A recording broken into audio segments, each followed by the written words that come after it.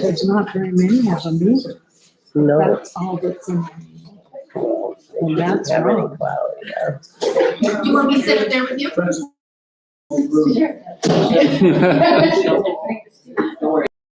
I'm good.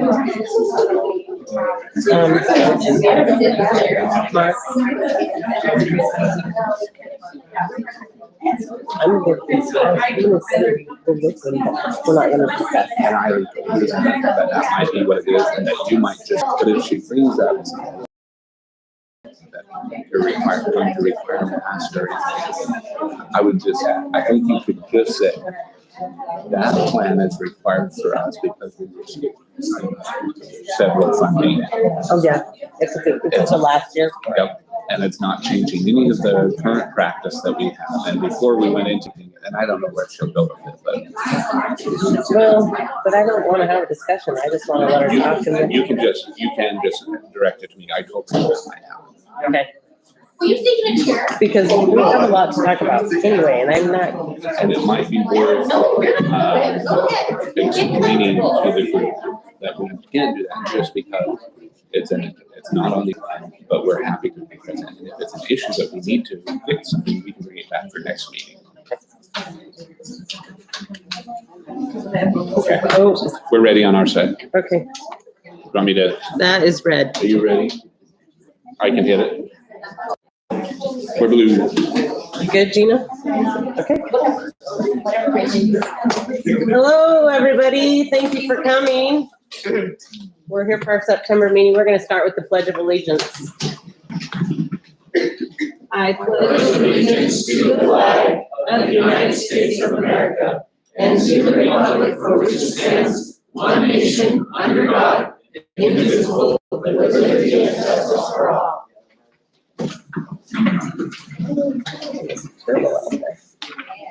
Okay, thank you for coming. I would entertain a motion to approve the agenda. I move that we approve the agenda. Second. Thank you. All those in favor say aye. Aye. Aye. Aye. Aye.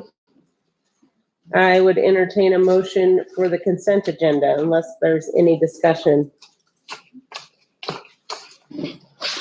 I move that we approve the consent agenda. Second. Thank you. All those in favor say aye. Aye. Aye. Aye. Aye. Aye. We will move on to our hearing of signed-in visitors, and I just want to give an FYI. If you're coming to speak, we would love to hear you, and we'll give you 3 minutes to talk. And if your topic is not on the agenda, then we can't really discuss it with you, but we'll do our very best. So with that being said, Susan Lowe, please come on up to the podium.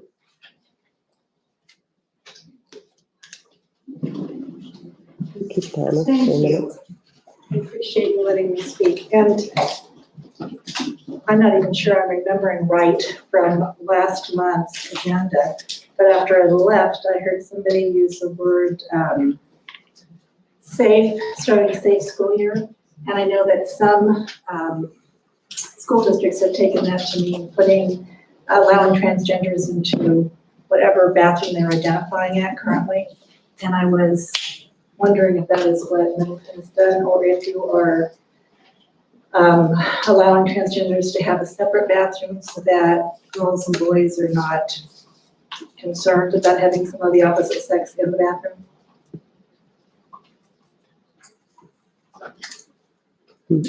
If I can Go ahead. address really quick, what we addressed last month was a safe return to school, which is primarily focused on actually COVID-19 practices that we have to put in place because we're still receiving, we've received all of the federal funding that goes with that.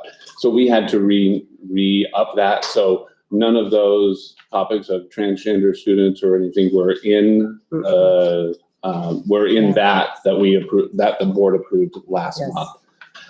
Regarding the transgender and how we're working through that, I would say the best response I can give would be, and board members, please share if we want to go differently, but is that we meet we are compliant with the state laws that were passed in the most recent legislative session. And if you'd like to go into more detail, which I think we could, there's plenty of discussion on those kinds of topics, I'm more than happy to have that conversation with you. So we can talk about kind of how that happens and what the procedure looks like when we do it. But what we try to do is make sure that we're taking care of all students, but not at the expense of the rights of all. Right. That's kind of our approach. Okay, so I appreciate the feedback. Anybody else have? Nope, I would just echo, that is probably the sentiment of the board. Great, yes, thank you very much. Thank you.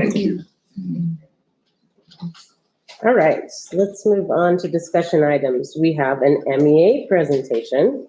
Come on up. Mrs. Forster has something for each of the board members. Trustee Clark. Never met you. Trustee Powell, I've met you. How's Henry? Trustee Moore, Derek, yes. Chair Wagner, how's your kids? And Vice Chair Dempsey. Thank you. Thank you. Thank you so much for letting me speak before you. It's just a quick little slideshow about the Middleton Education Association and a little bit of our goals and what we've been doing and what we plan on doing for the rest of the school year. So next, so this is me. I teach English at the high school, juniors and seniors. This is my first time as the president, the leader of the Teachers Association, and I'm happy to be doing this or in this role because I have a great team behind us. I just want to introduce our team.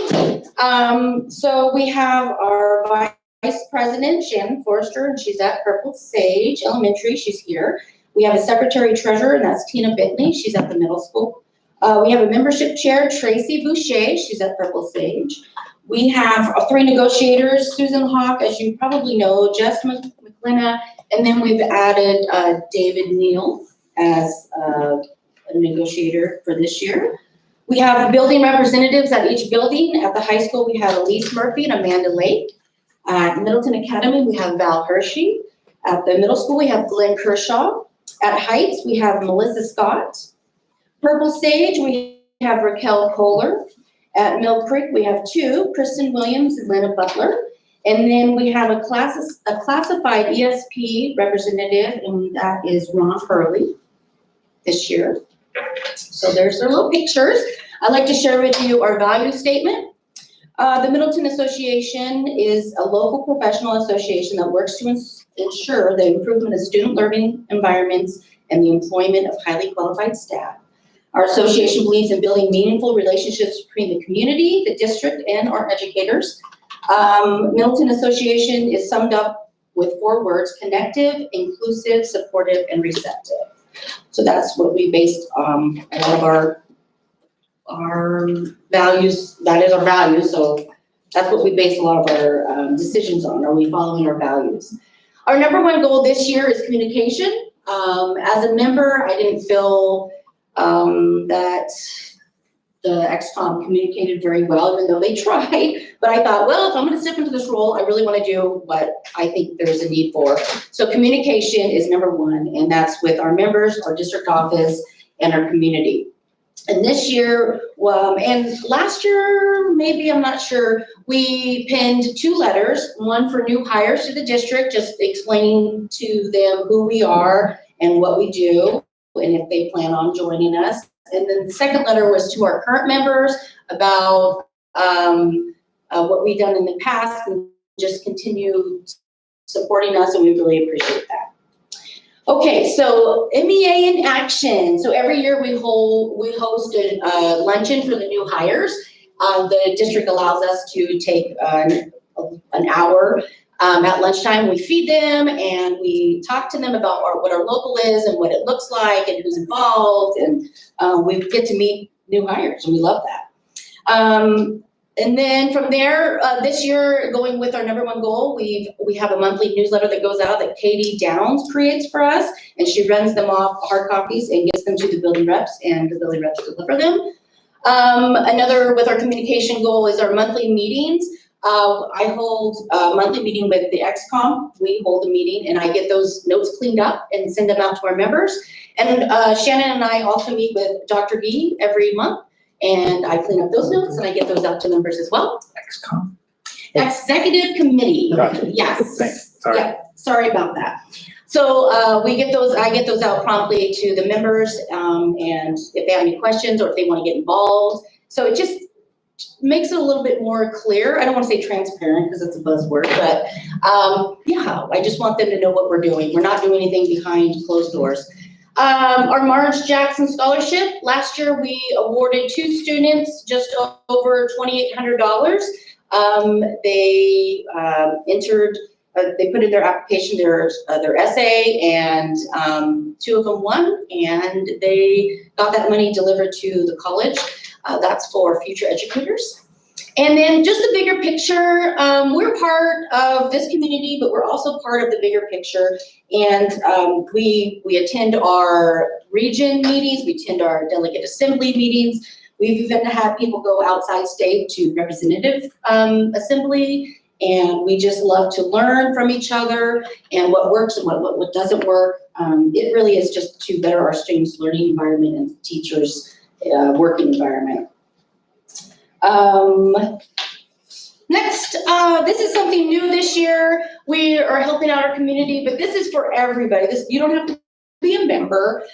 This is our first round. I went around to each building and collected items for the Middleton Food Pantry, and I went down and asked them, what is it you need at this time? They said toiletries and meals in a can. And boy, did our adults, not students, we didn't ask students, we only asked the adults working in the building, did they deliver?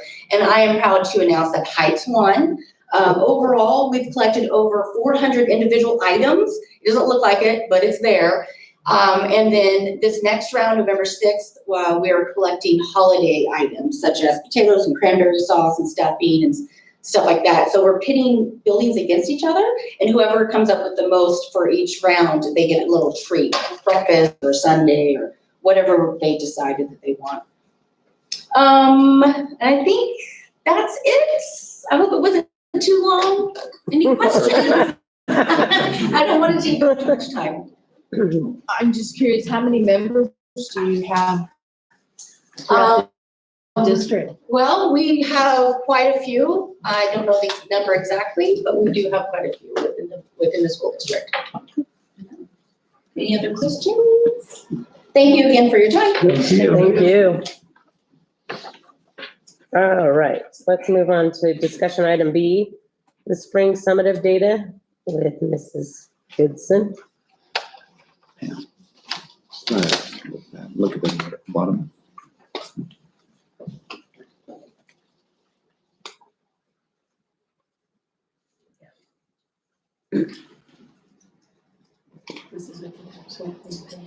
Yep. So my intent tonight was to present to you the spring summative data that would have been released by the state, however the state has not yet released it. So in looking at how we'll present to you for the rest of the year, we bumped the spring summative to October. And then in November, I wasn't slated to present anything, but we'll just bump the iReady data then. We've received a glimpse at it, enough to get some data for our CIP. However, they pulled some of the access, and then we're supposed to release it publicly today. And so we're waiting for that final. So the numbers, I have preliminary numbers, but they will be a little bit different than what the actual numbers end up being. And the reason is because the state goes through their data scrubbing process. So they'll take a look at how long was a student enrolled. And if they weren't enrolled a certain percentage of the time, we'll remove them from our data. So they go through a cleanup process. So I want to wait until it's finalized to be able to share that with you. So if the board is good with it, I will wait till the October meeting to share that piece. But what I've got for you is what, Schedule. yeah, am I good to move to the next point? Yeah. I was just gonna segue right in there. But Yep, go right, segue right in, that's great. which will be our continuous improvement process and what we'll report out to you this school year and how it's aligned to our strategic plan. So in August, you heard about our SAT scores. In October, we'll go over the summative data from the state from the spring. In November, we'll go over all of our fall assessments. And then in December, the preliminary SAT scores for 10th grade. And then in January, providing you guys a mid-year assessment update on the intervention. So the questions that you asked. So you got this data in the fall. What have you been doing with it? And how are we responding to that data? So I hope to have an update for you in January. Graduation rate in February, new course proposals and curriculum adoption in March, our direct writing assessment in April. Engagement survey is in, we'll finally get that data to you guys in May. And then our spring assessment report in June. So that kind of gives you an outline of every single month, how it aligns to the continuous improvement plan and what you should be expecting. Questions? you. Yep, thank you. Okay, thank you. Yeah. All right, let's move on to discussion item D. Am I, nope, yes, I Yeah, that's am. right. That's right, okay. Supplemental levy election resolution. Yes, so, if you want to either turn to that or pull that out, wanted to, review that supplemental levy, resolution election, wording. Prior to doing that, you've had that for about a month now. Are there any specific questions? We do have tonight here, representatives from Holly Troxel and, gosh, I almost said Piper Jaffrey, but Piper's fine.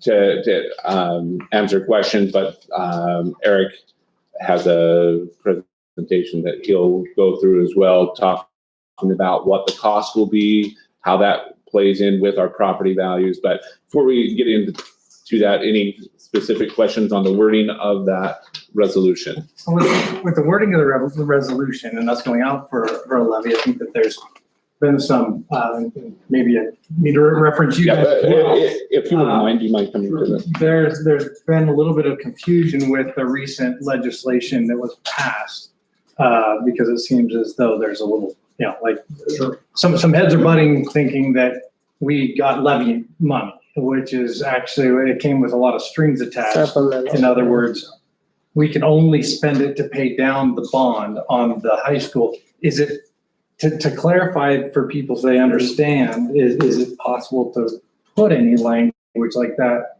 in this? And maybe, Nick, if you would explain your role and so that the board knows and anybody that hears knows who you are. This is Nick Miller. I've met some of you before, and I know my partner Chelsea has been out here also. Not to belabor things, but we named one of our daughters Hartley because my family homesteaded on Hartley Lane in the 1860s. So it's always a treat for me to come and present to the Middleton board, and it must have been in the cards because I put on this yellow shirt and blue tie this morning, not knowing that Chelsea was going to have a conflict and asked me to sub in at the last minute. So it had to be. So anyway, but you're all right on the right track. As simple as this should be, there are three things that have changed since March of 2022, when the district last renewed its, frankly, relatively small supplemental. We have the Ponderay School District has a $13 million supplemental. This is, in the greater scheme of things, this should be pretty simple. But there are three things that change. One, no more March election. So as you are wisely doing, we're giving ourselves a shot at this in November. If it fails, we could try in March or August, although there's some concern the August election might be on the chopping block come January, the legislature meets again. So step one is we're doing the right thing to move this up to a November date.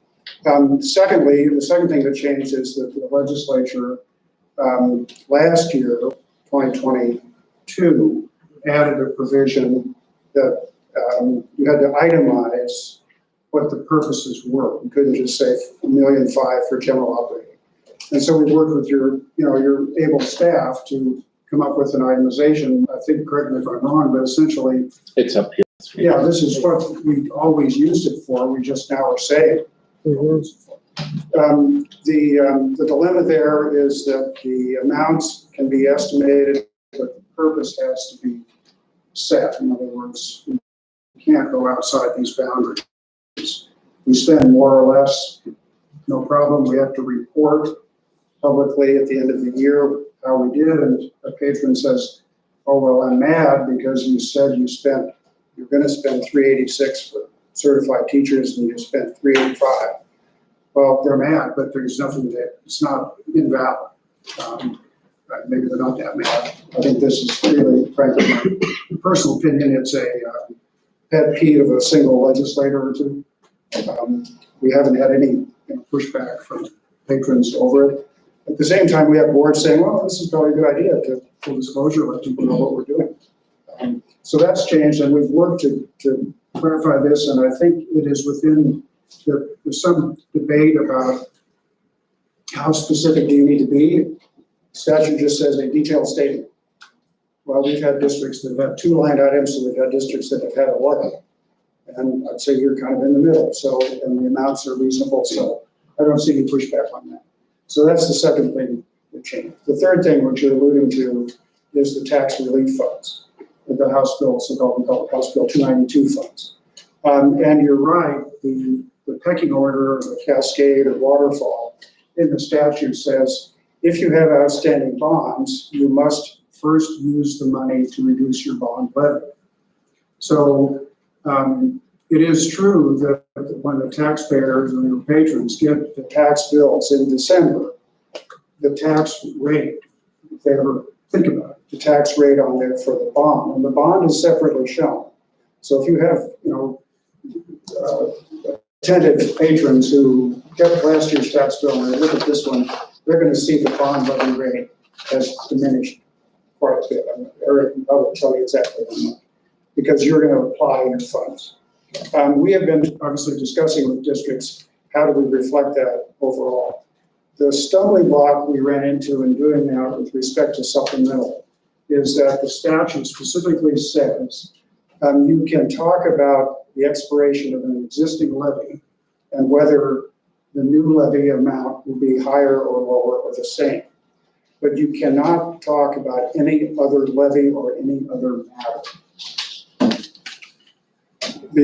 So we've said, okay, we can't put that on the ballot. Now, there's nothing that prevents the district's website from explaining exactly what I went through, which is, hey, you patrons, our supporters are going to get tax relief, but the supplemental isn't where you're going to see it. But you'll have to explain that in your publicity as opposed to on the ballot itself. The final thing, I guess there are 4 things that are new, is this year's legislature also said when you do publicity, you have to include this disclaimer or this disclosure language on any mass communication. So remember that for your brochure, website, posters, that we have some movement from some districts to go to School Boards Association to propose an amendment. Scott Wilson, under Superintendent Bonneville, just passed a bond last week, 2 weeks ago. And he said, I send a text message to all my parents, all the parents, the day for election, just remind the vote it's neutral, it's not an advocacy in violation of advocating, but I can't put in, I only have 160 characters, so I can't put in this disclosure. Can I send this text? And I said, I don't think you can send that text. So we have a little more, care with which we need to handle. But long answer to your short question. I appreciate it. That's Sounds good, The Deepa. short answer is, we've done the best we can. I think the plus factor for you is that I'm pretty sure if they looked at this, to say $38, that's because that's the levy this year, because we're accelerating the election in November. If they looked at what that was in 2022, with the same amount, it would have been a lot bigger than 38.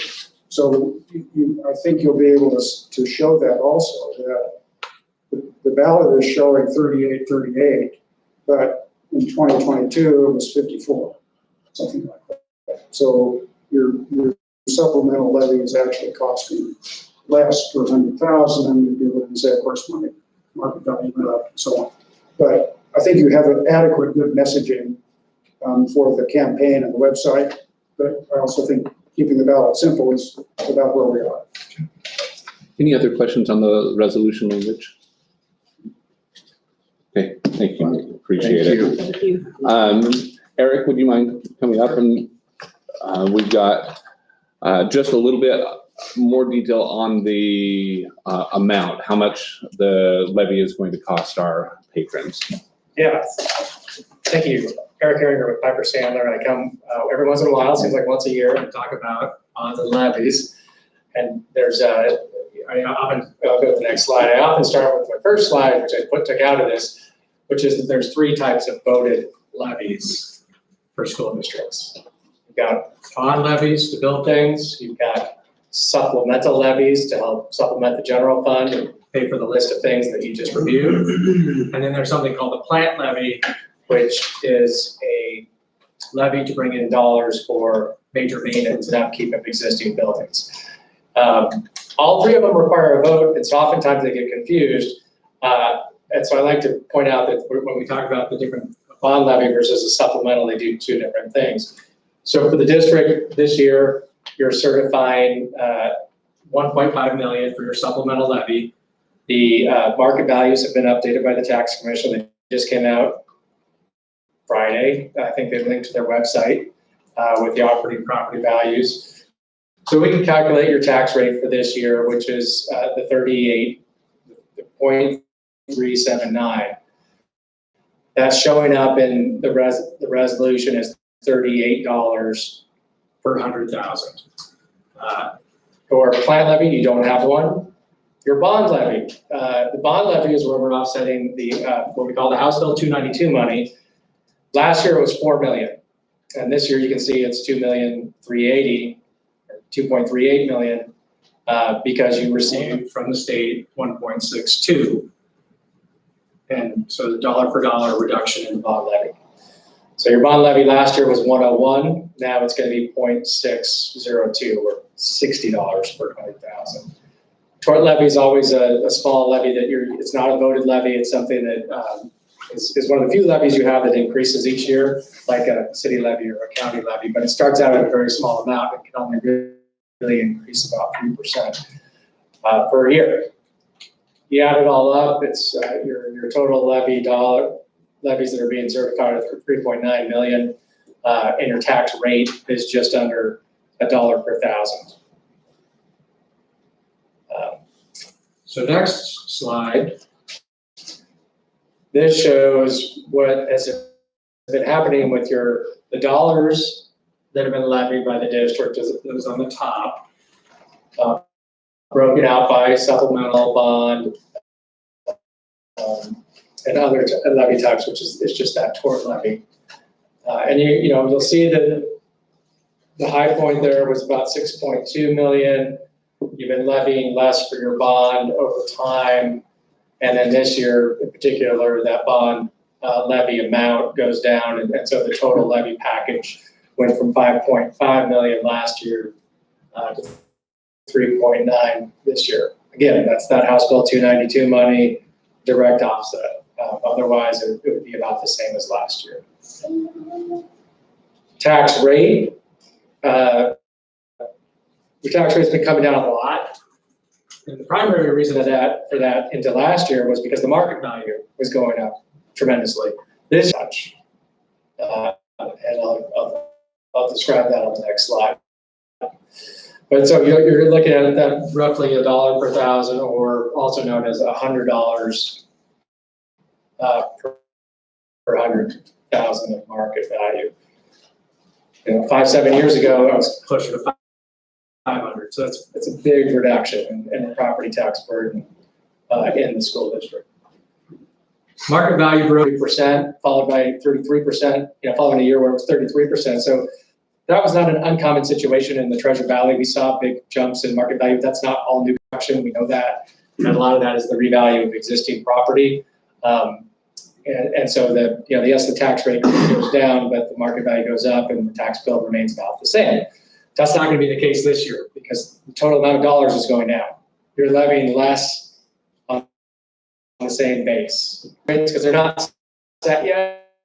I mean, we're just basically taking the dollars you certify to the state. I'm gonna wait till the report comes out. But this is last year's spread for the districts in the valley, where you were at $1.40 per thousand. You've been at the low end. You're at the low end of the range. Homedale's at the high end. You can see West Ada and Emmett and Knapp are all below you. I'm pretty confident that almost all of those numbers are coming down this year because of that House Bill 292 money.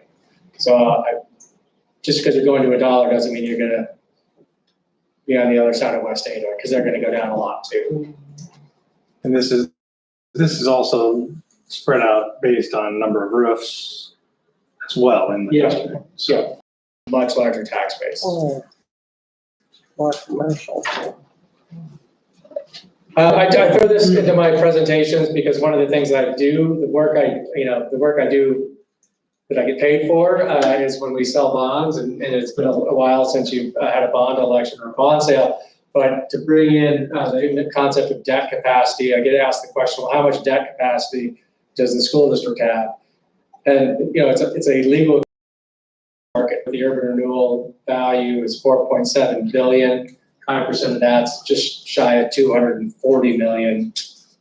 I'm pretty sure you're not going to run a bond for 240 million. So whatever you might conceive, whatever you might, point to me that you'll have the debt capacity to do what you're likely to come up with if you do decide to run a capital project bond. Okay. And then in terms of your debt structure, so that bond levy is going to be going away in the not too distant future. In 2024, you see the payments you have 4 different series of bonds outstanding.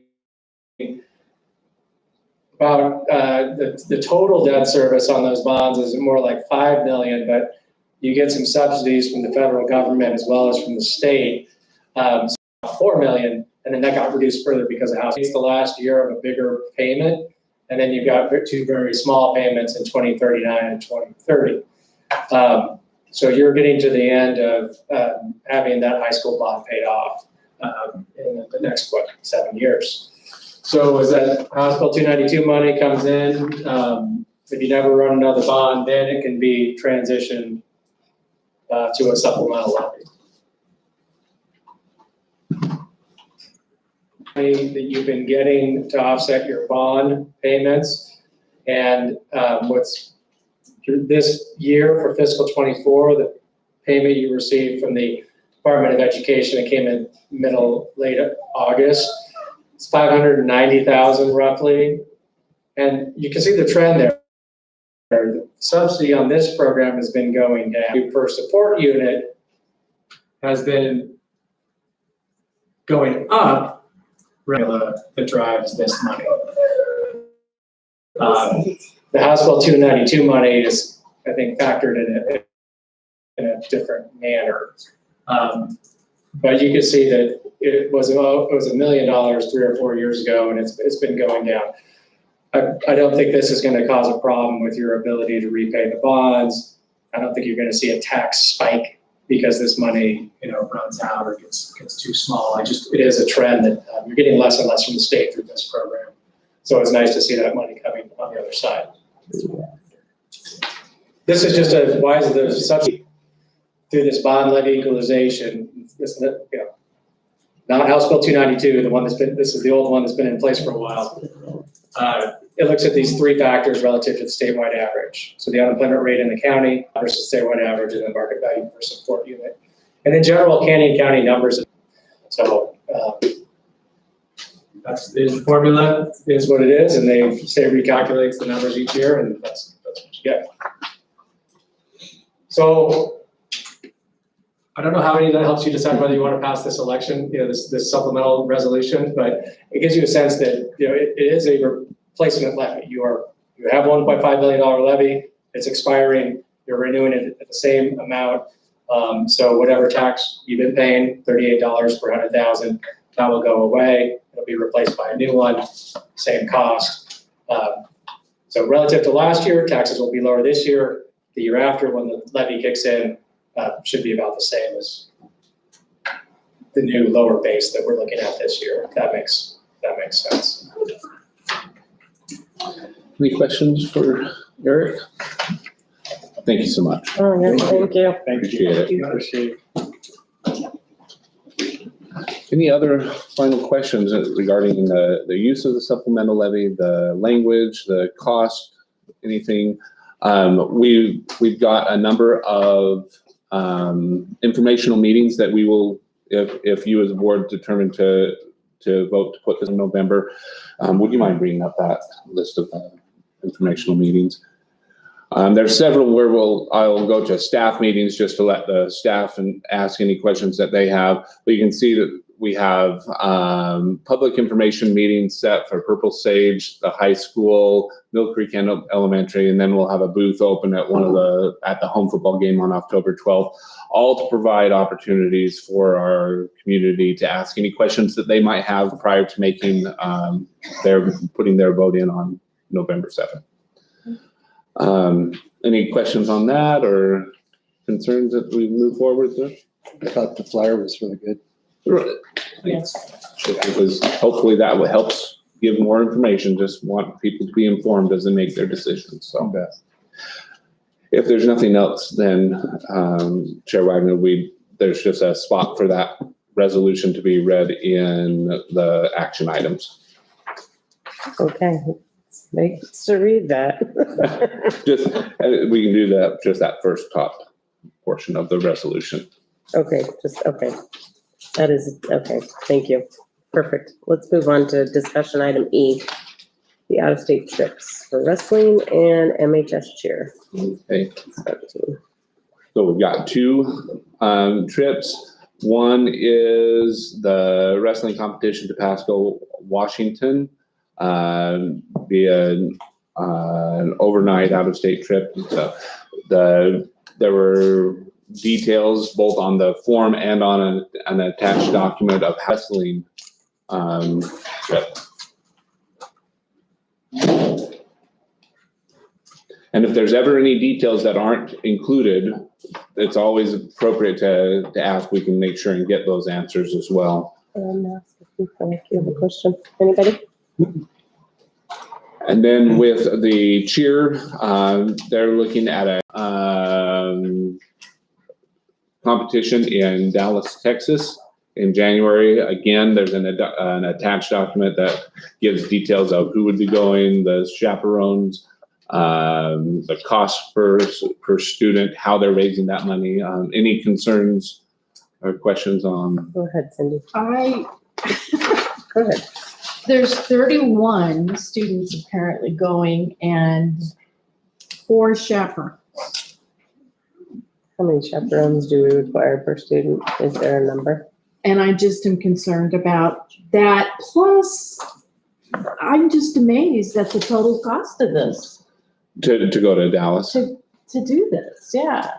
right? Is this the first year they've done it, or? It's not, it might be the first year to Dallas, but the cheer groups typically every year or two will take a trip to a national level competition.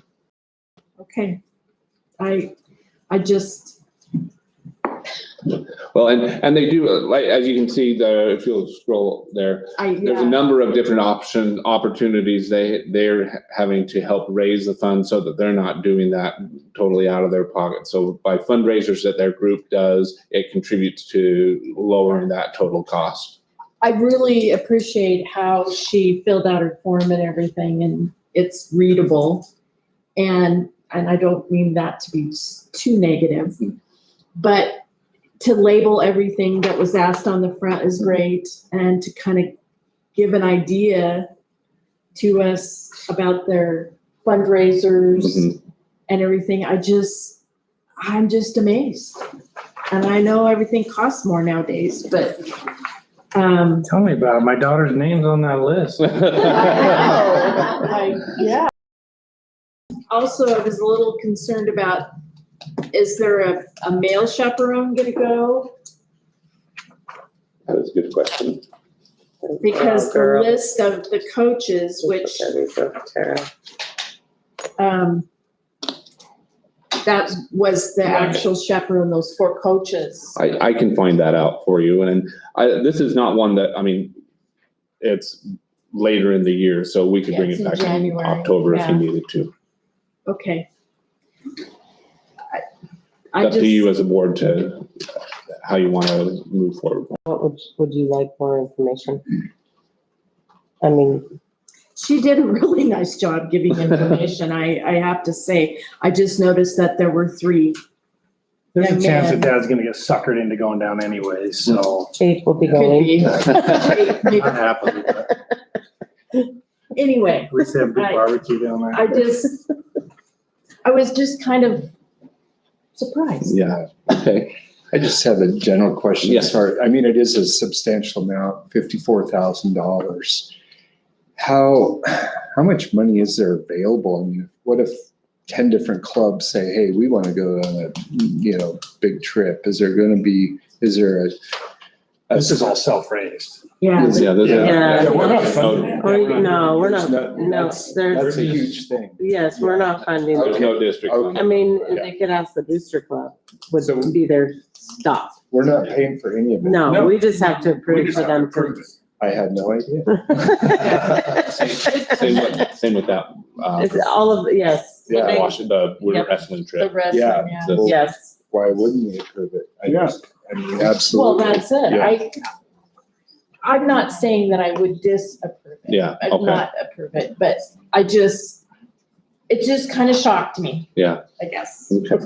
But I will We're find out paying about for your, it, that's for sure. I'll find out I'm for sure sure about your parents are- chaperones. And on the. So, thank you. Okay, any other- anything else? Okay. All right, let's move on to F, the continuous improvement plan. And that is Lisa. So, each year, if you guys remember per state code, we need to present this to the board, and then we need to have everything put on our website by October 1st is ideally the timeline. And so as we go through this, I want to kind of talk through some of the changes the state made this year for us as a district, and then walk you through the new metrics this year. So the state did come out with the opportunity for us to apply for an exemption if we had a fully approved plan to them last year. And so as a district, we did have a fully approved plan to them, completely in alignment with what they needed from us. So we did apply for that exemption. So for most of the narrative piece, which is this document in front of you, we got an exemption for the majority of this. And So as I walk you through this, I'll just point out what we needed to change mainly for district, just for ourselves, so we can continue to move forward with those goals. And then I've tried to label in there what we have the exemption for, but keep that in mind as we look at this document. So most of these first few pages are still mission, vision, objectives. These are from previous years, very consistent messaging. And then if you go into page 4, that's our 5-year plan. And that's also what we worked with the committee on to set these goals a few years ago now. And so as we look through this, these goals have not changed. This was our forecast for that 5-year plan, and so they're gonna stay the same as we work through this process. Now, when it comes to this narrative piece here, we did, when you look at these clear and measurable targets, this is the piece we did update this year, because these are the goals we wanna make sure that we're updating yearly as we look at our student achievement data and where we wanna go.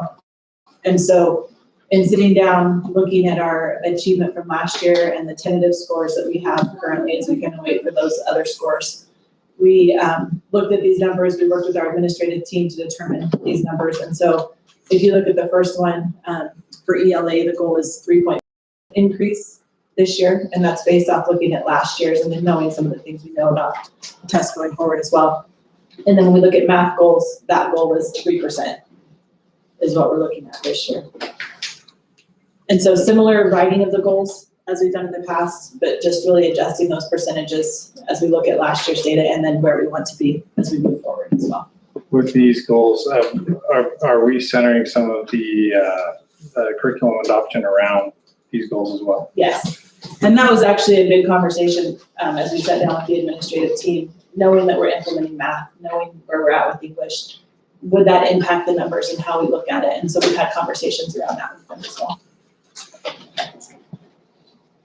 Any questions? Okay, so then as we move forward, really we are exempt from doing a literacy program summary again this year, so there would be no updates here. We're also exempt from doing the alignment piece. The graduation rate, we did update the numbers, so if you look at that 21-22 column, 291 total graduates. That graduation percent rate is those that start their senior year with us versus those that end their senior year with us, and this is the high school number here. And so then that cohort rate is that 91 point. And so that's the state rate where they had to start as a freshman and then end as a senior, so that's the difference you see in those two numbers. We did update these numbers tentatively. If we find out there are changes based off the state's data coming out a little bit later, we'll make adjustments, but this is where we sit currently with those. And so you can see here again, a difference between us and the state of 3%. And then here on the ELA, same thing. So we did update the data components of this as well. I think we've talked about these ISAT scores previous as well, right? Yes. So we're- Yes. We're looking at this 2% trying to figure out. Yeah. how to move the needle. And one of the conversations, just so you guys know, is the state moved to using a short form test back to a long form test last year. And so there's conversation about switching back. We don't know where that conversation will land, but that is a difference that we're looking at to see if there was anything with that as well as we're digging into different components as to why these numbers have adjusted the way they have as well. Okay, any questions on the narrative? So that was really, for the narrative portion, because of the exemption, the pieces that we've updated this year.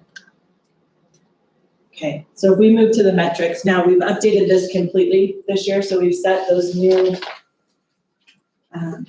targets. And so that last column will be the new targets we've set this year. The first column are us reporting out on what the targets were last year, not our progress, but what the targets were set at.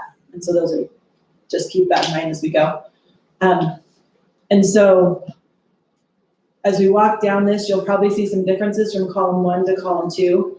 And that's because as we look through how we set this metrics, it's asking us for things like percent of students who scored proficient and percent of students who showed adequate growth.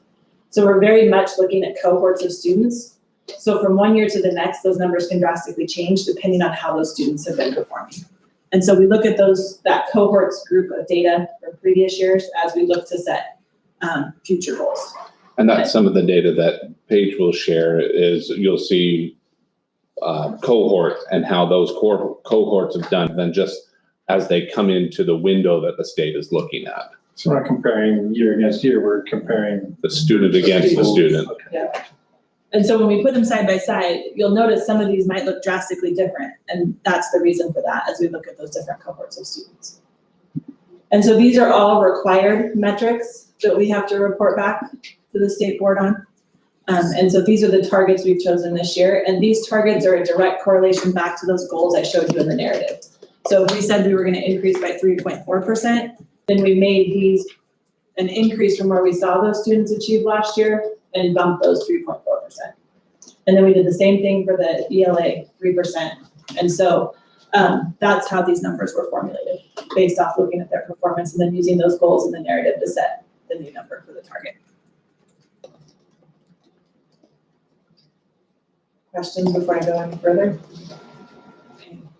So then the next piece, these are required metrics we need to report on with our IRI, so our reading indicator. And so same thing, and looking at those cohorts, this is where we would project where we're really shooting to try to meet that percent increase from those goals that we've set for the 23-24 targets. And so once again, you might see a change, but remember, we're looking at different sets of students. So like, what is, just humor me, I guess. Help me understand how there's like a 77% and it drops to a 62%. Like, what are some of the situations we might be running into with the students that would cause one group that's coming behind another group that was excelling to not excel as well? Well, and keep in mind, when we set these targets last year, they were a little bit heftier goals. Okay. So we had set those at, what was it, 5 and 6%. And so when we looked at the previous year, so we can use that grade 2 as an example, right? Yeah. when we looked at the previous year, we said, okay, they might have been closer to 71%, so then we set that metric at 77%. Yeah. Now, when we're looking at it this year, let's say that this group started at 59%, we're shooting for 62%. So there's more of a drastic difference because of how we set the goals as well. Right. But then for them to perform differently, there could be there's a lot of different variables. We've watched cohorts where some are scoring in the 80% and some are scoring in the 40%. And it doesn't mean because we're teaching them differently necessarily. It just depends on the makeup of the students in that grade level and where they're performing. Do we have any idea what types of things are impacting? Some of That it, like when difference? we look at kindergarten to first, second grade, sometimes it's preschool readiness that gets them to kindergarten and where they come in at their readiness level. So we've seen some big variations between as they come in as kindergartners, what that readiness level looks like as well. And so then we're still continuing to close that gap as they're learning to read. Mhm. And that's really the big points from K2 perspective. If I could also say, in grades, even kindergarten, but kindergarten grades 1, 2, 3, these are all students that have been at one point or another affected with the educational opportunities with COVID. Sure. And depending on the foundation of knowledge that they had prior to the pandemic, that pandemic is going to affect each of those differently. Another, just to kind of put some things in perspective, let's say that we had a really, really, really small school, where you expect maybe 15 to 20 students in any given class as they move through. The variations you see in that school are going to be a lot more dramatic because can see a very dramatic change in the number of students. The larger the class you get, the less those changes happen from cohort to cohort. And so when you look at a larger district like even a Nampa to a West Ada to a Boise, you see fewer and smaller variations between cohorts in those larger districts just because of the sheer size. You start to move towards the law of averages there. We also, with the implementation of full day kindergarten, if you look at that first grade number, you'll see an increase in removing that target, and that's because we did see jumps in variables. We're looking at all kinds of different things to determine why that adjusts. Does this impact in the long run things like even things we might suggest to parents to get them kindergarten ready, maybe materials we make available and stuff like that? Yes. And it very much drives different things we do with our after school programs, interventions we look at, changes we make there as well. Great. That kind of leads me to with the COVID situation and just curious about, say, the after school programs, that type of thing. Have we looked at the need for a summer program for certain students? Yes. I That, would say we continually have that conversation each year, especially with our elementary principals, to determine what that need looks like, where those supports could be, and really get their perspective on parents' willingness yeah, to have their students enroll as well. Anything you want to add? And just that along those lines, we've been working with several different organizations of where we could coordinate with them for other services in a summer type program where we provide the academic support and they might provide an activity and a meal and things like that. And we've looked with our Greater Middleton's Parks and Rec as one. The Treasure Valley YMCA is another. There's actually quite a few pieces on the table that we can utilize to bolster a summer school program that we could do for our elementary age students. That is something that we've got in process as a developing thing for next summer. okay, Not that we have a plan for next summer, but that we're you're looking bringing at, those seeing what resources we can put together to create one. okay.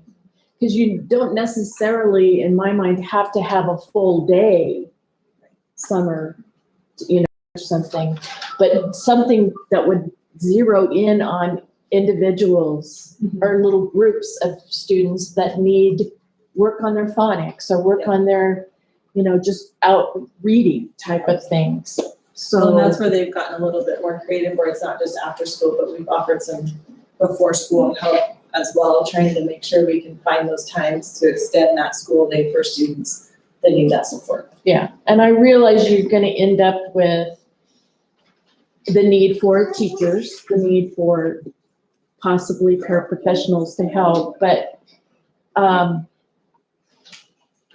just struggle with the fact that Middleton does not at this time have a summer program that I think it may start out kind of slow in the beginning, but I think once parents realize what's offered, and I realize you're at a point where you're kind of planning all this, but I just feel like it's a need for our community.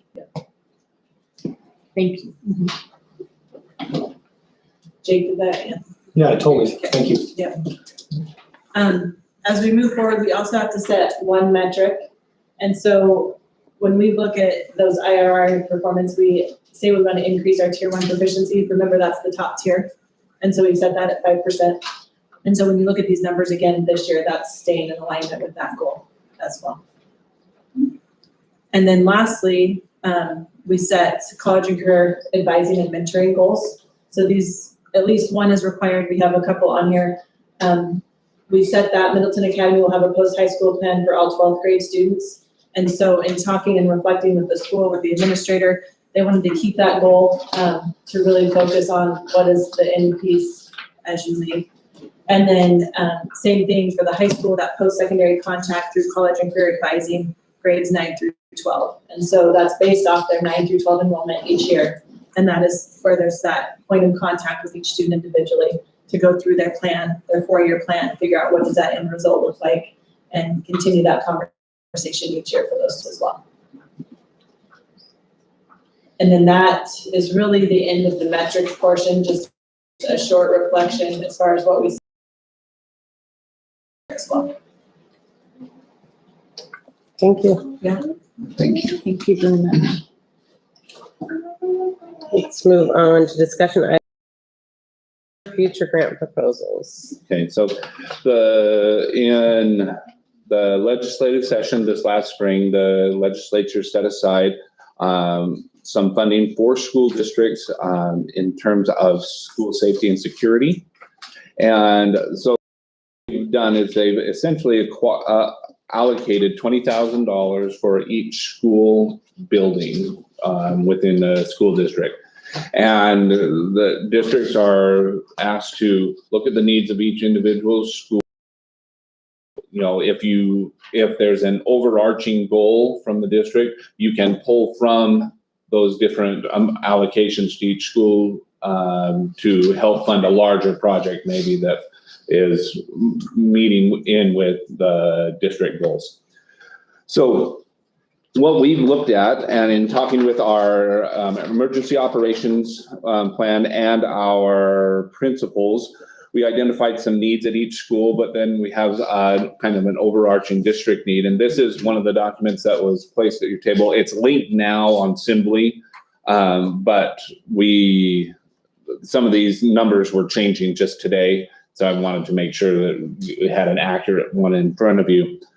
But you can see it broken down by building and what those are. And our attention a lot on our cameras and our ability to monitor and keep areas under surveillance throughout the schools. And so you'll see camera replacement and upgrades at each of those schools at one level or another. Additionally, with the new portables coming in, their security, every school is secured with an alarm system. We've added the alarm system for those new portables to this. The ones that are out this way, including our older portables that didn't have it yet, are assigned with the academy, just because of the proximity there to their school. But then you'll see, and this is the larger project that we're looking at from the district perspective at the middle school. It's right there at the bottom. The middle school, we have over the last year been upgrading our public address systems, which when you're trying to secure a school during any kind of emergency, having a public address system is tremendously important. And most of our older schools, those were just, they obviously, they were new when that school building was built, but they haven't been replaced since. And a lot of them are so out of date, there aren't even parts to replace them with. And so we started as you remember, we started last winter with Heights, and then we did Mill Creek, and then this summer we did the Academy to try and get those up to snuff. And we were using ESSER dollars to do most of those upgrades. What we're looking at now, the ESSER dollars are not available, but the PA system is an allowable cost in these grants. And so we felt like using a good portion of these dollars towards helping the middle schools PA system, which having multiple buildings is tremendously important, that we have a good working PA system, as well as working system for the outdoor spaces that our students are in. So you'll see after the cameras and building security systems are put in place of $63,000. The amount for the middle school was $20,000, which we were putting all towards the PA which would then move us to $83,000 for the PA system. We're getting a quote right now for, excuse me, the full, what it's going to cost for that middle school PA. But we have a pretty good idea based on our other three schools that we're going to be in the $150,000 to $160,000 range to redo the whole PA system. Mrs. Krantz has informed us that within our plant facility funds, we have funds that would be set that could fill in the gap there. So this would pay about half of that PA system, that grant would, and then the rest would come from our plant facility fund. So questions about that from how we would like to propose using those funds. And then with the approval by the board, we'll send this to the state this week and make sure it can be approved by them. Sounds pretty important. Excuse me. So if there's no other questions, then that's all I have for Thank you. that particular. Thank you. Thank you. All right, let's move on to discussion item H. All right. Let's see. Oh, okay. Shall I go forward with this? Because I don't believe we had any attachments on there, correct? I don't think so. Okay, so what we've been doing, I've been working with a few other districts and our attorneys to draft in anticipation of possible changes to what we're looking at for our facilities, down the line if we're looking at a bond at some point. We've talked about redoing the request for qualifications for the construction manager, general contractor, as well as the architect and the engineer design. And so what we've done is we've put together a draft of these documents with the anticipation that in October, we'll have these, we just barely got these completed. We'll have these available for you now. They are quite lengthy documents and a little bit technical, and so probably wanted to give you, we want to give you more time to look at it before you made any kind of recommendation for that. But we'll have these posted to Assembly tonight. But more than anything, just wanted to make sure that it's clear that these are our draft based on just an elementary school. But as you look through these documents, whatever the board were to decide, the majority of the document will be exactly the same. You would, if you chose, we want to do this project and that project, you would place both of those in there, and that would just change the scope of the document, but not what we're asking from them to prepare. And a general idea would be that we would, if you were shooting for May or August timeline for a bond, we would be looking at that, putting these kind of documents out for request for proposals, say in November, so that we could get those back and have those in place by January so that all the planning could be put in place. So just kind of give you a basic timeline for what we'd be looking at.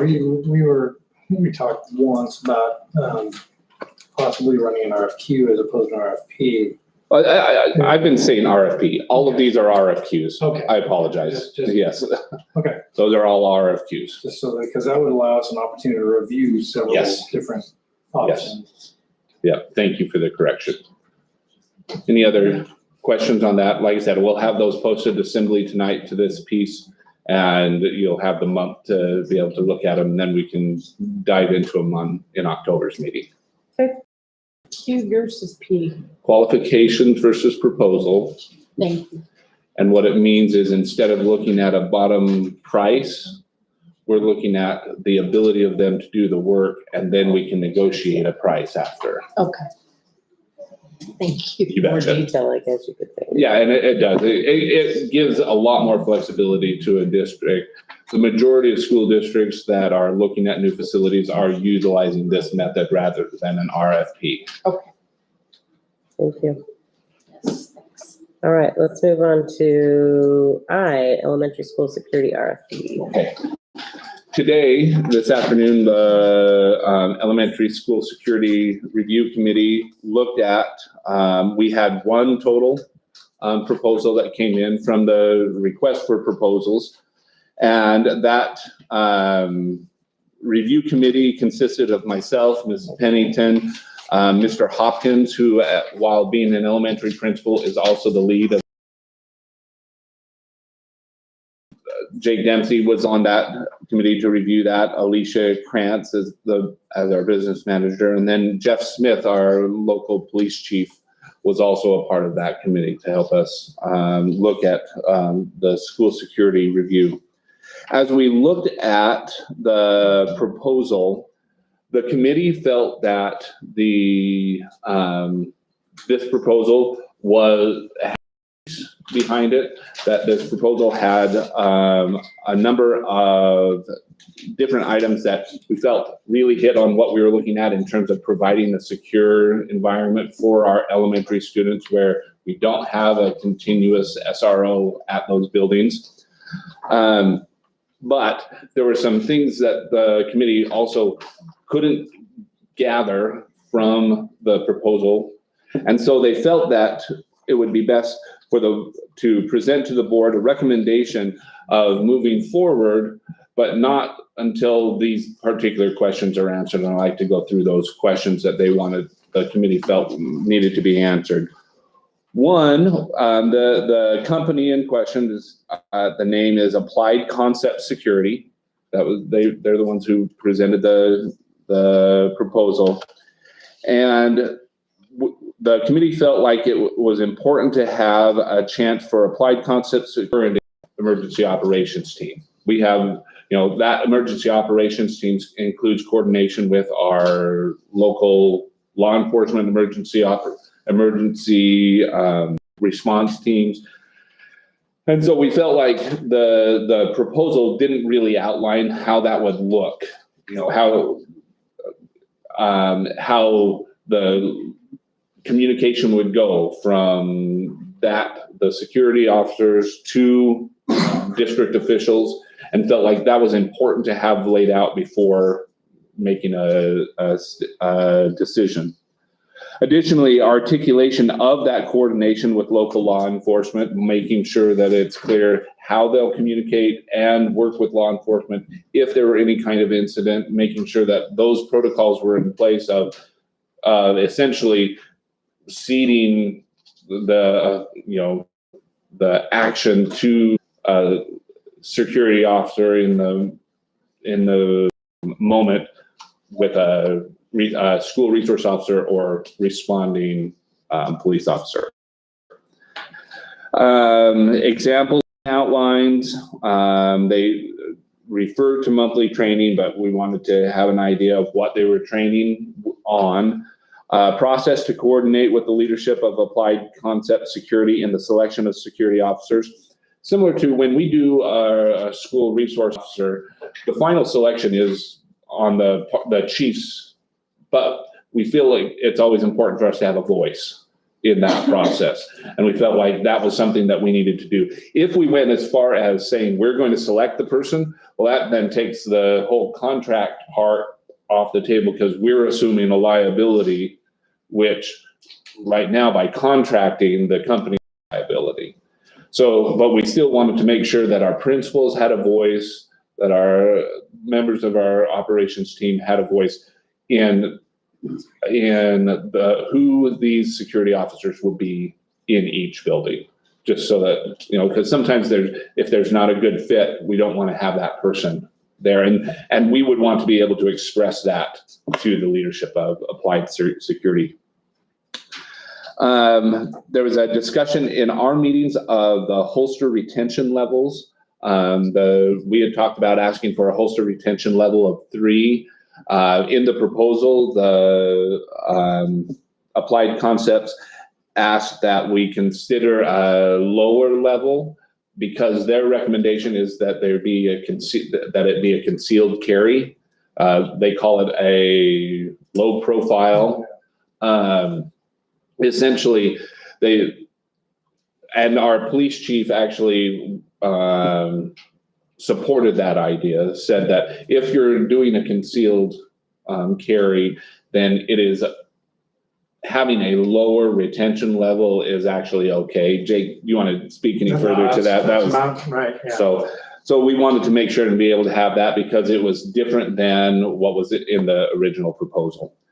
And then finally, contract draft with complete amounts. They had it for a full year. We won't be doing it for a full year. Start and end dates. And as well, we wanted to make sure to have a review and renewal procedure as part of that contract so that it's very clear. This is how we'll review how we did. And if there's a choice for renewal, how a renewal could happen. So that's all. And so upon confirmation of that, if the results were consistent with the school board and we would bring that report back to the school board, then that committee would feel comfortable moving forward with Applied Concept Security. Questions?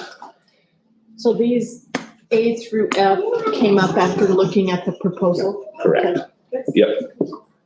Could beat it up pretty good. That's okay, that's good. And there was a That was lot important. of, we deferred doing a lot to Mark from Purple Sage, the principal there, and also the chief of police. Being how this was security heavy as far as manpower and their interaction would be paramount. It wasn't so much worrying about who was gonna stare at cameras or something. It was, this is people, so. Thank you. Yeah. So when we get to the action item, there wouldn't need to necessarily be an action just because unless you wanted to direct me otherwise. No, I think I like waiting. Okay. For those things to be concrete. Perfect. I don't have it on there. All right, let's move on to the student clubs at Middleton High. All right, so there were 4 different and I should say there's been a focus at the high school of trying to help students get involved in different activities while they're there at the school. They did a club rush at lunchtime to help students be aware of what clubs they could participate in. But as they've been doing that, there've been a number of students that had come forward and requested additional information on those clubs. I mean, requested to have some different clubs. So you have 4 in front of you that were in the packet: the Innovators Club, a Pickleball and Spikeball Club, a Social Dance Club, and a Boys Volleyball Club. Were there any questions on any of the proposed clubs? I don't have a question, but go ahead. You go ahead. I was just gonna say, I appreciate growing clubs and finding places for kids to find a place to have friends. Yep. So, Do all these happen during this school day? I mean, They don't, it says some last might 30 happen. minutes of lunch. Yeah, some might happen during lunch, some might happen after school, but they don't take place during class time, And one just says has to be an MHS student. Don't they all have to be MHS? for the most part, yes. Okay. We have, some of our academy students can participate go in up some of there those, too. yeah. That's good. Okay. That's all. Any other It's a questions? great idea. You don't have any concerns about any of these clubs at all? Nope, I don't have any. Okay. Sounds good. No, to I me. think it's great. All right, with that, board, if you're okay, we have somebody that wants to speak, and I'm just gonna give you 3 minutes if you wanna jump out there, please. Yeah, a few minutes late. Sure. Got my son off at football practice across the street. My name is Justin Walker. I live at 9059 Kemp Road. I have 8 kids, 3 of which have gone all through the Middleton schools. And I have 5 kids still in your school system. 2 in the high school, 1 in the middle school, with the elementary school, Bell Creek Elementary School. So we love Middleton School District. And incidentally, I really appreciate what you do. It's often a thankless job. There's a lot of effort, so thank you very much. I will just say, I might have, probably should approach this a different way. Maybe I should have come and talked to one of you and got a little more information before I just kind of spilled my thoughts to you, but I will, since I'm here. And I'm guessing some of these kids may not really agree with what I'm gonna say, so hopefully don't chase me out. I know a couple of them. We'll tell you to death. My topic is actually about the dress code and about a uniform. And I don't have come with a lot of research. I'm sure there's probably been dissertations done on this topic. It's just my own thoughts, my experience with 8 kids in the school system, and then some feedback from a brother who has kids in the Fruitland School District, which has a uniform. So, in short, I understand and applaud the high school for trying to get more strict in their phone usage. I think that was a great step forward.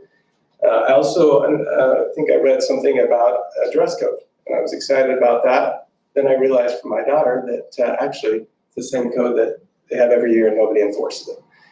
And that's unfortunate to me. If you have a code or a standard, then it should be enforced. Otherwise, why do you have it? So that said, just some thoughts about for you to consider. And maybe this has been talked about a lot.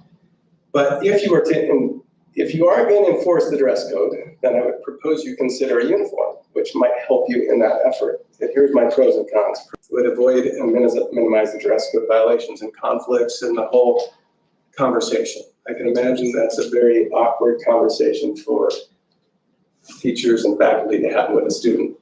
So it would simplify that. It would simplify shopping for parents immensely. It would simplify the enforcement for faculty. It would minimize social disparity, which in my mind really undermines the true purpose of school and education. And it would also ultimately, I think, enhance school spirit. Everybody in school colors. Cons, some might argue it stifles freedom of expression. Well, I think our kids have plenty of ways to express themselves in other ways. And it certainly doesn't totally alleviate the dress code standard disparity, right? At some point you have to draw a line, what's too short, what's too high, and all that stuff. So I recognize it doesn't completely alleviate that. And then it would be a painful transition for parents because they'd have to essentially equip their whole children, all their children with new clothes at least once. So those are my thoughts. I would just tell you, Fruitland, I know that's probably my time limit. So, the parents and my nephews and nieces see it as a great benefit in Fruitland. So something to look into. Thank you. Thank you. Thank you. Appreciate it. Thank you for your time. You bet. All right, with that, should we call a recess and let the kids go? Is Yeah, that whatever okay? you like. All right, we'll let the children go. I am going to call a recess, and for you high school students, if you will please come up, get your agendas signed, you get to go home.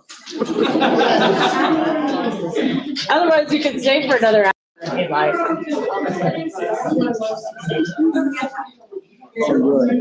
Doing good, how are you? All right. There. I can't, gotta be a board member. Happy to do that. Hope you like the meeting. Thank you. How are you? So I have a question. So if we were to like ask students guys, things to like comment on things that you're discussing. Will we have two sides? Yeah. Okay. You're welcome to anytime. Okay. As long as you guys. Technically, you would have to sign it. And actually, Entertaining if you would get three. Okay, I was about to go.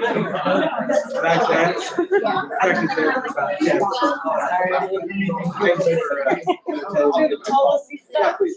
I'm sure there's been discussions for.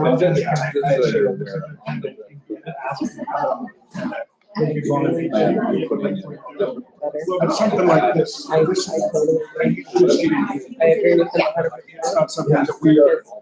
looking into. I know, I just kind of- Notice that's why I was like, we can talk about it, it's yeah. not on our agenda, but yeah, we won't be discussing that. Yeah. Thank you. How do you feel about that? I'm kind of on enough of these slides. So, I know that that's something that John is, and getting something, whether it was a, I think they're working on it, trying. they felt the exact. That's right. Just so you're aware, we did, Original we had that conversation. I mean, it was like, you can have up to this. Yeah. You can, oh, I did, I read it and I'm like, no. Well, that's just, that gets into a messy area. Has to be You have all a man people want, wants to but come and they ought to have a force that voice. on a girl, then you're That was where we can't were work. with it, so. For it to survive and Yeah. actually for it to exist. One thing That's like really, or at least we were concerned about it like that. When we realized that, too close to the school year, it was gonna be hard to do it right. And doing it wrong would be. Yeah. Exactly. Right, that would be worse. But I'll give you that, I'm gonna. I would like to talk to people. I have a son that went through middle school experience. I'd like to chat Yeah, about maybe, it. maybe it gives a difference. I would just say, Yeah, I have an issue with that. Have an issue with that. yeah, something about. Thank you. All right. Appreciate it. Thanks, Justin. I sure will. Thanks again. Yeah, thanks for enduring that. All right, Jake is missing. We'll wait till he comes back. And I muted it when the kids started coming, so we'll need to unmute I people. just figured, you know what? It's 7:30. It's a school night. They should go home and go to bed. They won't, but they should. At least your homework or something. Yeah. Okay. Are we ready to come back to the meeting here? Okay, I'm gonna go ahead and unmute. Yep. Good. All right. Unmute. Let's move on. We're gonna start talking about policy review, and that will be Mrs. Pennington. Hi. So with tonight, there were quite a few ISBA recommendations that came out, between last spring and this fall. And so some of that has to do with the legislative changes that happened. And so especially when you look at these first three that we have listed, so policy 2140, 2425, and 2425P, those really are a direct correlation to the Idaho parental rights law that was passed.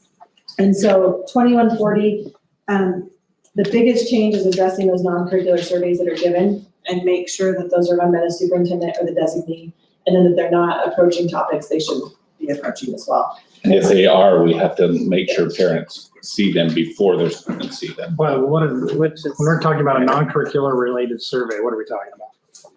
So if a class wanted to survey something, or if an organization wanted to come in and survey, depending on the different questions. So really, most surveys that wouldn't be part of the curriculum. So if a teacher puts something out and they're just asking questions as far as in regards to an assignment, that's a little bit different.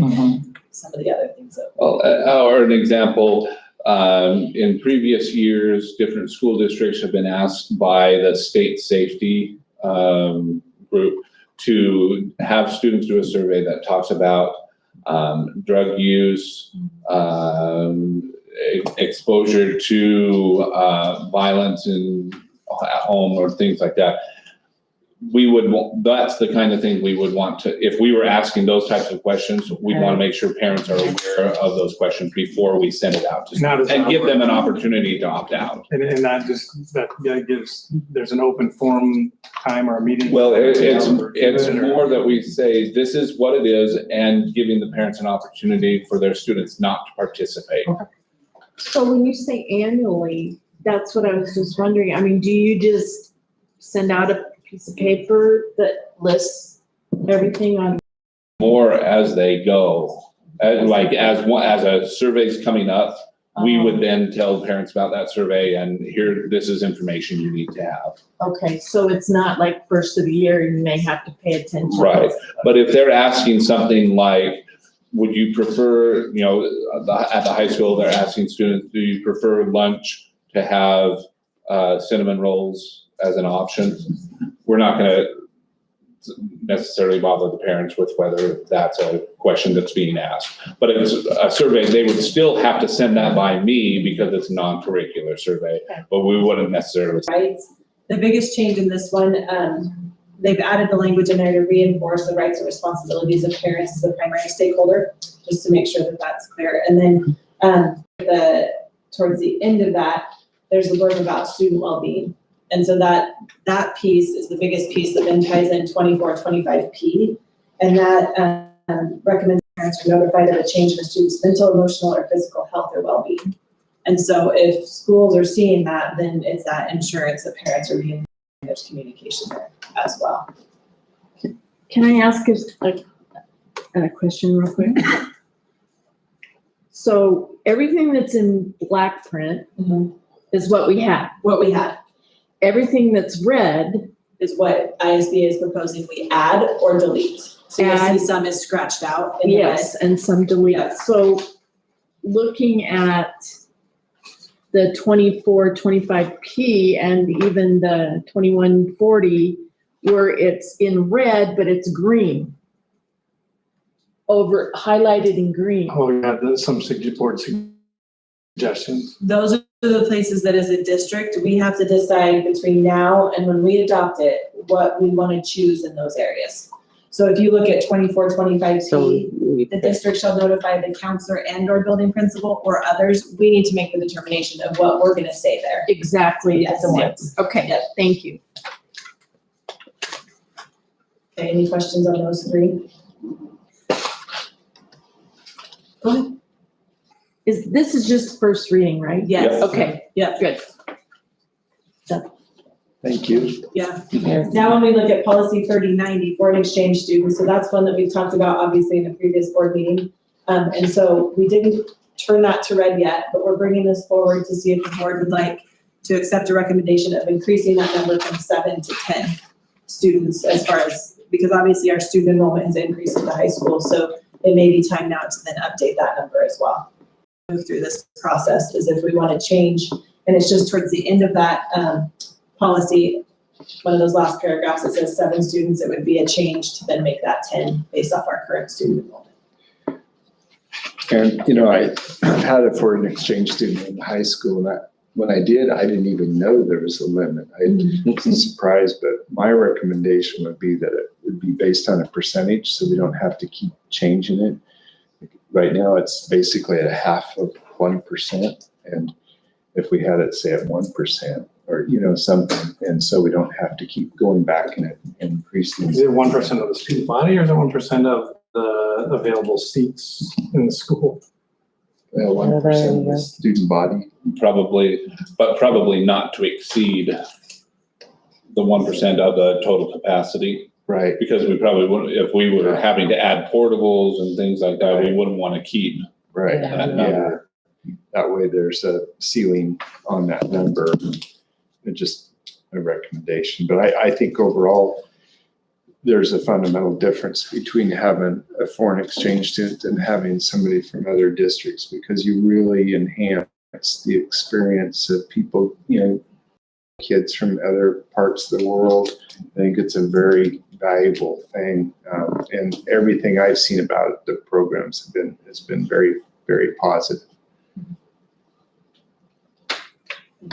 As far as sorry, No, under go ahead. philosophy, and it says for number 2, foreign exchange student must reside with a legal resident of the district, and then it says exceptions may be granted. What would it, and shouldn't they live with somebody within our district? I would think so. I would think What would so. the exceptions Maybe a be? teacher that lives out of district, but her kids go here and they're hosting a student or something. Yeah, No, and we have good had example. teachers that, within the district that have, now, I don't know if they've lived in or out, but I know we've had teachers that teach at our school district that have hosted a foreign exchange student. Okay.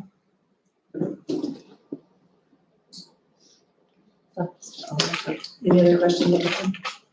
Okay, the next 3 I'm gonna group together for you, and that's E, F, and G, and really because those are our district, technology policies.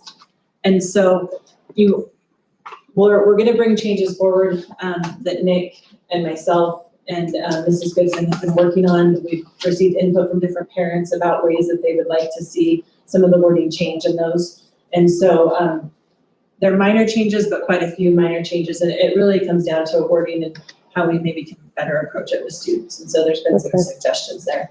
Is this gonna address kind of this new fun, the chat GPT and things like that that are Yeah, coming in? that's a good point. There has been some ISBA work towards that, and so as we bring this forward, there were some recommendations that we'll look at that are starting to address some of that work as well. I mean, how would you address that anyway if you're a teacher? Would you have some kind of software that would, There is software that's. you know? Confound them, I'm teaching in cursive again. Wow, you improved from last week. That was amazing. Okay, next one. So Yeah. policy 3510, student medicines. So this, there was new requirements in IDAPA that relate directly to epilepsy and seizure plans, and then opioid reversal medications. And so this brings that language into this policy here. And then the one directly behind that is the treatment of opioid overdoses as well. And so, those will kind of work hand in hand. Yeah. 3518, we only need to adopt if we plan on having Narcan on site or something of that nature. We have purchased that as a district, and so once we have a policy in place and then we have training in place, we will be able to administer that if we're in an emergency situation. Okay. And so this is a step in getting to a point where if there's an emergency situation at one of our schools, we have the ability to do something and not wait for EMT to get there to do it. And I might just note, we've not had that within our schools, but it's something that obviously is happening throughout. It's coming.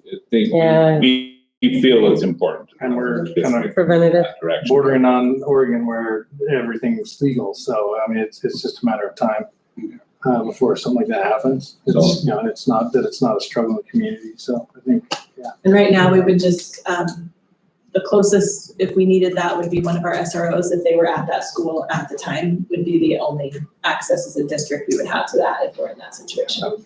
That's, I like that too too. far away though. Yeah. Okay, so then We'll say 5230, yes. oh, sorry, anything else? Nope, you're good. So 5230, accommodating individuals with disabilities, this relates directly just to some procedures we're putting in place as kind of a human resource department when we look at our interactive accommodation process. And so just some changing that we'll bring in that final paragraph as far as making sure those steps align with the process we're actually using. So you're considered human resources? Yes. Okay. And then 3345, restraint and seclusion. So this is coming directly from the state. And so the recommendation here would be to eliminate the policy we have in place and then replace it with the state recommended policy. And so this one that's in front of you right now is from the State Department. They've drafted this with guidance from ISBA. And so this would be our recommendation moving forward for that new restraint and seclusion terminology as well. Perfect. And a big part of that restraint and seclusion is making sure that it's noted and that parents are involved in that process. And that was another House bill that was passed as well. Yeah. Perfect, thank you. Any questions? Thank you, Mrs. Pennington. You're welcome. Let's move on to some possible action items. Yep, The please. policy movement. Oh, we need to move them all, don't we? No, thank you. There's a lot of them there. There's a lot. Wow. All of them to a second reading. Okay, and you We do can, that? you Yeah, can We if can lump you, them? you Yeah. can if you You just just have to say say each all the policy. numbers. Yeah, that's Yep. fine. All right. I would entertain a motion.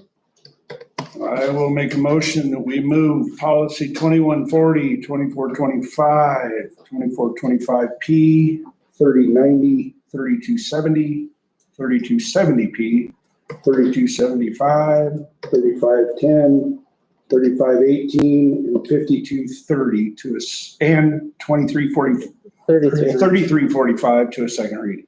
Second, Second. thank you. All those in favor say aye. I, Aye. Aye. Now we can move on to some action items. Okay. What part do they need to read? That top paragraph.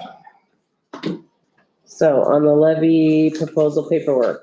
So I make a motion, and just. You read that first paragraph. That whereas in accordance with section 33-8023 Idaho Code as amended, the Board of Trustees of School District Number 134, Canyon County, State of Idaho, the district, has determined there is a need for a supplemental levy in the amount of $1.5 million per year for 2 years for the purpose of paying all lawful expenses of maintaining and operating the district, as further described in the form of a ballot question set forth in section 4 herein for the fiscal years beginning July 1, 2024 and ending June 30, 2026. Is there a second? I'll second that. Thank you. All those in favor say aye. Aye. Aye. Aye. I would entertain a motion to approve or deny the out-of-state trips. I'll make a motion that we approve the wrestling trip to Pasco as well as the MHS cheer stunt team to Dallas, Texas. Is there a second? I'll second that. If you, you're gonna be spending the money anyway. All those in favor say aye. I, Aye. Aye. Aye. I would entertain a motion to approve or deny the 2023-2024 continuous improvement plan. I move that we adopt the continuous improvement plan for 2023 and 24. Second. All those in favor say aye. I, Aye. Aye. I would entertain a motion to approve or deny the secure future grant proposals.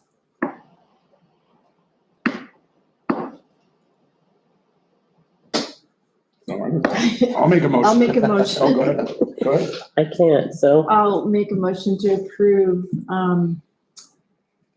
the secure future grant proposals. I'll second that. thank you. All those in favor say aye. Aye. Aye. Aye. And we're skipping E, right? Yes. Thank you. I would entertain a motion to approve the student clubs at Milton High School. I move that we approve the student clubs at Middleton High School, the Innovators Club, the Pickleball and Spikeball Club, the Social Dance Club, and Boys Volleyball Club. Second it. Thank you. All those in favor say aye. Aye. Aye. Aye. Meeting is adjourned. Thank you for coming. Thank you.